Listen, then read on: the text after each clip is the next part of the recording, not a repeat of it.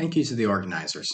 I'm Ross Johnstone and my collaborators are Dr. Julie Williamson and Dr. Neil McDonnell from the University of Glasgow.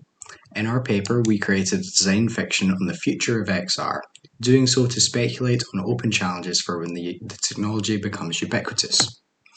As the technology progresses, even seen recently in terminology from VR to MR to XR, we believe that the distinctions between these will one day become obsolete.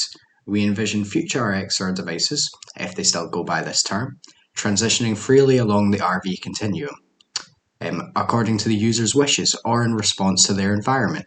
For instance, a bystander initiating conversation while you're fully immersed.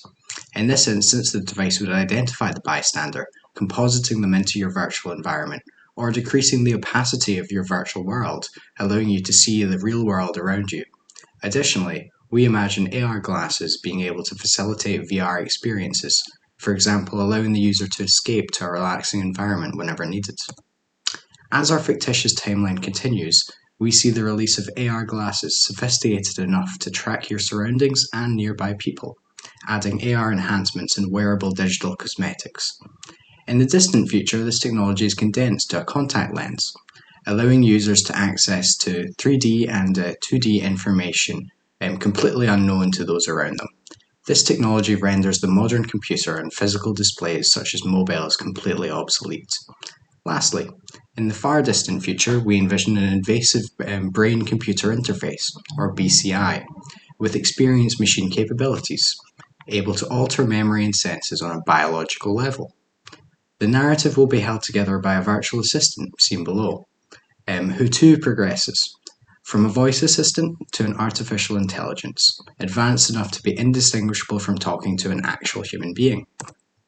Our first case study focuses on smart AR glasses. By observing the world around the user, AR content is conveniently placed, further tracking bystanders and other adopters, adding their chosen digital cosmetics. The main question posed here are whether AR advertisements pose a unique threat to our autonomous choices. Able to appear unlike anything seen in nature, these ads could potentially subliminally influence the user, just as modern technology does today, but to a higher extent. Additionally, inspired by Black Mirror, we asked ourselves how unsettling blocking would be for the average person using person detection and occlusion. And lastly, whether these digital cosmetics could put the user at risk by divulging aspects of their personal identity available to other adopters with just a glance. To replicate these features, we would mock them using present-day XR devices and the Unity game engine, in this case using the Nreal light glasses seen in the top right. The second case study sees this technology evolve, now condensed into a contact lens.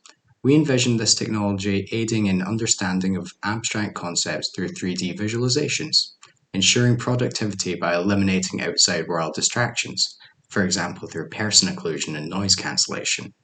Specifically, we look at whether using such a technology in everyday contexts could bring an unfair advantage. The user could, in theory, appear more informed on topics than they actually are, discreetly being presented information by their device. In the future, will those who rely on biological memory alone be seen as inferior? Will workplaces demand this as the standard? We intend to explore these dystopian pathways using the HoloLens 2 in public settings, seen above on the right. And finally, in the far distant future, we imagine brain-computer interfaces that can alter memory and senses in real time. In such a world, would real experiences still hold any appeal? Indistinguishable from real-world stimuli, we may see people spending more time in virtual worlds than the real one.